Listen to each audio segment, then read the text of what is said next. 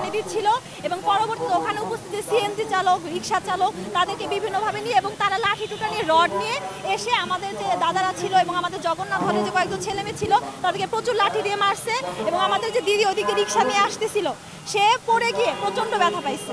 তো আমার কথা কি ভাইয়া, আন্দোলন তো সবাই করতেছে, এখন আমরা তো কোনো কারোর সাথে ঝগড়া করতে যাইনি, কোনো রাস্তা আটকে নেই, কিছুই করি নাই। তো সেক্ষেত্রে কাউকে কোনো কিছু করা হয় না। 10-12 জন হিন্দু রাস্তায় নামলে কেন তাদেরকে মারতে হবে? তারা কি করেছে? আমার প্রশ্ন এখানে, কারা করেছে আমি জানি না। আপনাদের এই আন্দোলনকে কেউ বলছেন যে ভারত অনেকে মানে উস্কে দিচ্ছে, এটা কি যৌক্তিক আপনার কাছে মনে হয়? আপনার কাছে মনে হয় এটা যৌক্তিক? ভারত, প্রথমত ভারত আমার কেউ না, আমার জন্ম বাংলাদেশে, আমার বাবা দাদু দাদু দাদু সবাই বাংলাদেশেই ছিল। ভারত আমাকে এসে বলবে যে আপনি আন্দোলন করুন এবং আমি করবো, আমি কি তাদের পুতুল?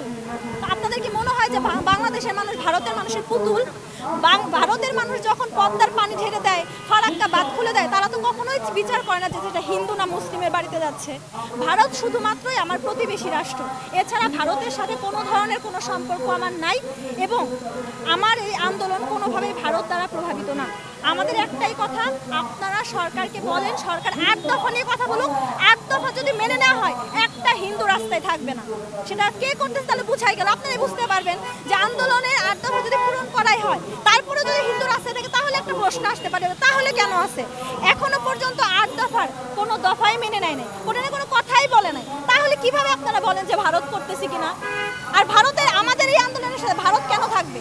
এখান থেকে কি তাদের কোনো লাভ আছে? কোনো লাভ নেই।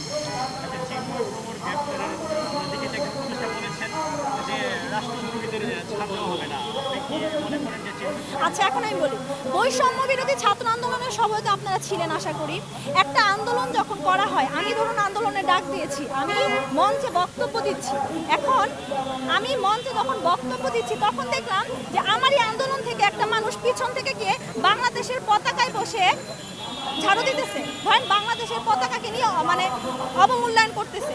এখন আমি কি মঞ্চ থেকে বুঝতে পারবো যে একজন আমার বাংলাদেশের পতাকা নিয়ে এই ধরনের কাজ করতেছে? এটা কি আমার পক্ষে সম্ভব?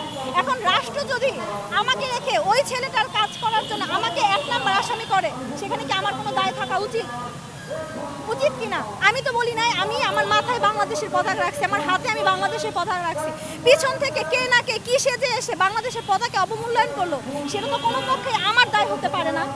যে এটা করেছে তাদেরকে সেটার মূল্য দিতে হোক, যারা এই ধরনের কাজ করে তারা করুক।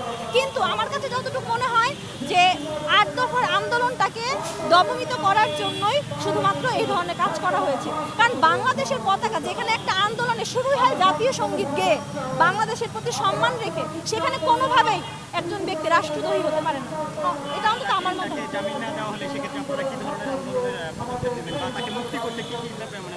এখন বিভিন্ন অঞ্চলে ওনার মুক্তির জন্য আন্দোলন করা হচ্ছে, দুপুর থেকে করা হচ্ছে। এখন চিন্ময় প্রভু একটি ধর্মীয় ব্যক্তিত্ব, একজন ব্রহ্মচারী। তো আমি যতটুকু এই বিষয়ে আসলে আমি আপাতত কিছু জানি না, এতটুকু।